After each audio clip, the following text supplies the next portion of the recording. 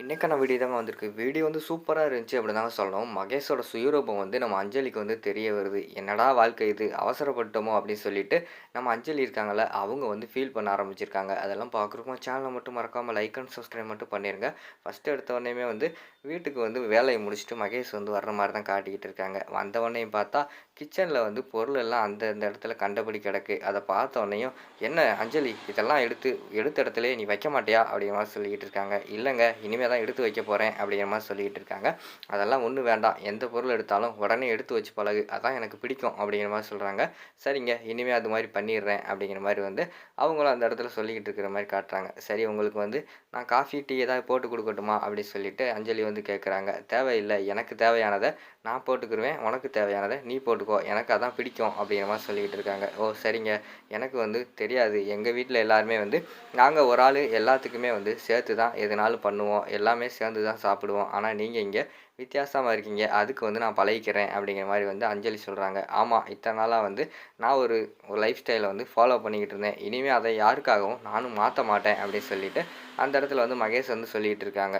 "சரிங்க. இனிமே வந்து நான் உங்களுக்கு பிடிச்ச மாரி இருக்க பழகிக்கிறேன்." அப்படின்னு சொல்லிட்டு நம்ம அஞ்சலி வந்து சொல்லிடுறாங்க. மறுநாள் ஆஃபீஸ்க்கு வந்து நம்ம மகேஷ் வந்து போயிடுறாங்க. மகேஷ் வந்து அங்க போயிட்டு, நம்ம வீட்ல வந்து இவங்க அஞ்சலி வந்து என்னென்னலாம் பண்ணிக்கிட்டு இருக்காங்க அப்படின்னு சொல்லிட்டு அவங்க வந்து அங்க உட்காந்து பார்க்க ஆரம்பிச்சிடுறாங்க. இங்க பார்த்தா அஞ்சலிக்கு வந்து வீடே தனியா இருக்கிறனால என்னடா பண்றது? இப்படி தனியா இருக்கிறோமே! நம்ம வீட்ல வந்து ஜாலியா கலகலன்னு எந்த நேரமுமே ஆள் இருக்கும்.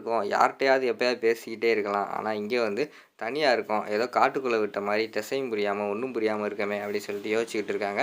அதே தான் லட்சுமி யோசிச்சுக்கிட்டு இருக்காங்க. எனக்கு என்னமோ வந்து அஞ்சலி என்ன செய்வா? ஏது செய்வான்னு ஒரே யோசனையா இருக்கு. இங்க வந்து கலகலன்னு எல்லார்கிட்டயும் நல்லா ஜாலியா இருந்தவ, அங்க வந்து வீட்ல தனியா இருப்பா. மாப்பிள்ளையும் வந்து வேலைக்கு போயிருவாரு. இவ என்ன பண்றான்னே தெரியலையே! நான் போய் அவர பார்த்துட்டு வந்துரட்டுமாங்க? அப்படின்னு சொல்லிட்டு ஹஸ்பண்ட் கிட்ட வந்து கேட்குறாங்க. அவர் வந்து சொல்றாரு, "இல்ல வேண்டாம். மாப்பிள வந்து இப்போதைக்கு வந்து யாருமே வர வேண்டாம். நானே வந்து உங்கள ஒரு நாள் வந்து வீட்டுக்கெல்லாம் கூட்டு போறேன்னு சொல்லியிருக்காரு. அவர் பேச்ச மீறுறது வந்து அது சரியா வராது. அதனால வந்து நம்ம போக வேண்டாம். நீ வேணா வந்து அஞ்சலிக்கு கால் பண்ணு. கால் பண்ணி அவகிட்ட பேசு. என்ன பண்றா? ஏது பண்றான்னு சொல்லிட்டு பேசு. 4 வார்த்தை ஆறுதலா பேசு." அப்படிங்கிற மாரி சொல்ற மாரி சொல்றாங்க. சரின்னு சொல்லிட்டு லட்சுமியும் கால் பண்ற மாரி தான் காட்டுறாங்க. அஞ்சலி வந்து ஃபோன் எடுக்குறாங்க. ஃபோன் எடுத்த உடனேயுமே அங்க மகேஷ் வந்து பார்த்துடுறாரு லேப்டாப்ல வந்து. "என்ன இவ யார்ட்ட வந்து பேசிக்கிட்டு இருக்கா இப்ப?" அப்படின்னு சொல்லிட்டு, அவர் வந்து அங்க வந்து வாட்ச் பண்ண ஆரம்பிச்சிடுறாரு. இங்கிட்டு வந்து நம்ம அஞ்சலி லட்சுமி கிட்ட வந்து பேசிக்கிட்டு இருக்காங்க. "சொல்லும்மா என்னம்மா பண்றீங்க? எப்படி இருக்கீங்க?" அப்படிங்கிற மாரி கேட்டோனையும், "நாங்க வந்து இங்க நீ இல்லாம வீடே வந்து ஒரு மாரி வெறிச்சோடி இருக்கு." அப்படின்னு சொல்லிட்டு லட்சுமி வந்து சொல்றாங்க. "அம்மா நான் இல்லாம தான் அங்க வெறிச்சோடி இருக்கு. இங்க வீட்ல ஆளே கிடையாதும்மா. நான் மட்டும் தான் தனியா இருக்கேன்." அப்படிங்கிற மாரி சொல்லிட்டு இருக்காங்க.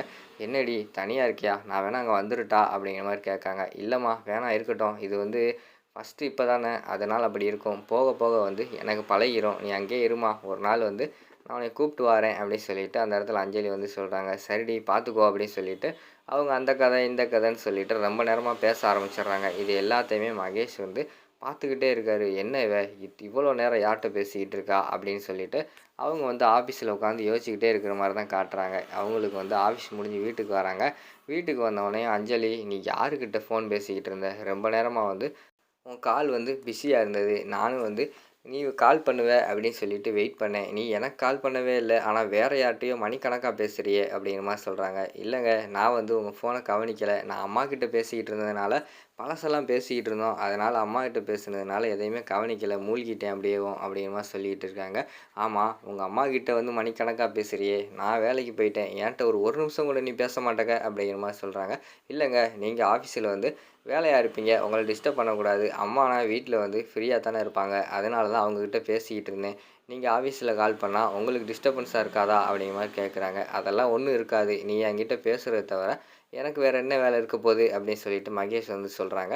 "சரிங்க. இனிமே வந்து நான் உங்களுக்கு கால் பண்றேன்." அப்படிங்கிற மாரி சொல்லிடுறாங்க. இருந்தாலும் மகேஷுக்கு வந்து டவுட் போகல. என்ன மணிக்கணக்காவா அம்மாகிட்டலாம் பேசுவாங்க அப்படின்னு சொல்லிட்டு அவர் வந்து யோசிச்சுக்கிட்டு மொபைல் எடுத்து செக் பண்ணி பார்க்க ஆரம்பிச்சுடுறாரு. இவங்க அம்மாட்ட தான் பேசியிருக்காளா? இல்லைன்னா இவ நம்மகிட்ட பொய் சொல்லிக்கிட்டு இருக்காளா? அப்படின்னு சொல்லிட்டு அவங்க வந்து செக் பண்ணி பார்க்காங்க. அதில பார்த்தா அவங்க அம்மாட்ட தான் பேசியிருக்காங்க. சரி அவங்க அம்மாட்ட தான் பேசியிருக்கா அப்படின்னு சொல்லிட்டு ஃபோன்ல வந்து 2, 3 செட்டிங் எல்லாம் மாத்தி வச்சுடுறாங்க. இனிமே என்ன பேசினாலும் நமக்கு தெரியிற மாரி மாத்தி வச்சுட்டு, அந்த இடத்துல வந்து ஃபோனை வச்சுட்டு விறுவிறுன்னு போயிடுறாங்க. அதுக்கடுத்து இந்த பக்கம் வந்து வெற்றியை காட்டுறாங்க. வெற்றி வந்து எப்படியாவது வந்து துளசிய கரெக்ட் பண்ணி, நம்ம வந்து கல்யாணம் பண்ணணும். அவ வந்து இப்போ வந்து கல்யாணம் ஆகலைன்னு சொல்லிட்டு, உண்மை நமக்கு தெரிஞ்சு போச்சு அப்படின்னு சொல்லிட்டு யோசிச்சுக்கிட்டு இருக்காங்க. அந்த நேரத்தில வந்து அவங்க அப்பா வந்து, "டேய் என்னடா பொறுப்பு இல்லாம சுத்திக்கிட்டு இருக்க? உனக்கும் வயசாயிட்டு இருக்கு. நானும் சீக்கிரமா கல்யாணம் பண்ண சொன்னா, ஒரு இன்ட்ரெஸ்ட் எடுக்காம இருக்கியே!" அப்படிங்கிற மாரி சொல்லிட்டு இருக்காங்க.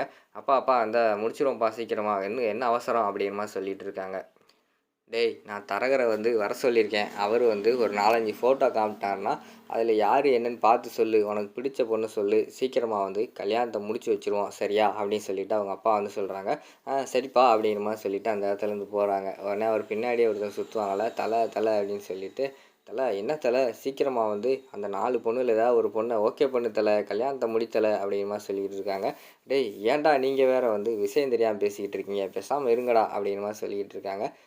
நீங்க லவ் பண்ண பொண்ணுக்கு தான் வந்து கல்யாணம் ஆயிடுச்சு, குழந்த இருக்குன்னு தெரிஞ்சு போச்சுல. இனிமே வந்து அது கதைக்கு ஆகாது. சீக்கிரமா வந்து வேற ஒரு பொண்ண பார்த்து கல்யாணம் பண்றது தான் நல்லது." அப்படிங்கிற மாரி சொல்லிக்கிட்டு இருக்காங்க. "டேய் அந்த பொண்ணுக்கு கல்யாணம் ஆகல. அந்த குழந்த அந்த பொண்ணோட குழந்தையும் கிடையாதுடா. துளசி தான்டா இனிமே என் பொண்டாட்டி. என்ன ஆனாலும் பரவால்ல." அப்படிங்கிற மாரி சொல்றாங்க. "என்ன தல அன்னைக்கு பார்த்தா அப்படி சொன்ன, இன்னைக்கு பார்த்தா இப்படி சொல்ற." அப்படிங்கிற மாரி சொல்றாங்க. "டேய் அன்னைக்கு உண்மை தெரியாம சொல்லிட்டேன்டா. இப்ப தான்டா எனக்கு எல்லா உண்மையும் தெரிஞ்சுச்சு. என்னோட பொண்டாட்டி துளசி தான்டா." அப்படிங்கிற மாரி சொல்லிட்டு அந்த இடத்துல வந்து வெற்றி வந்து சொல்லிக்கிட்டு இருக்கிற மாரி காட்டுறாங்க. அதோட பார்த்துக்கிட்டிங்கன்னா அந்த எபிசோட் வந்து முடிச்சிடுறாங்க.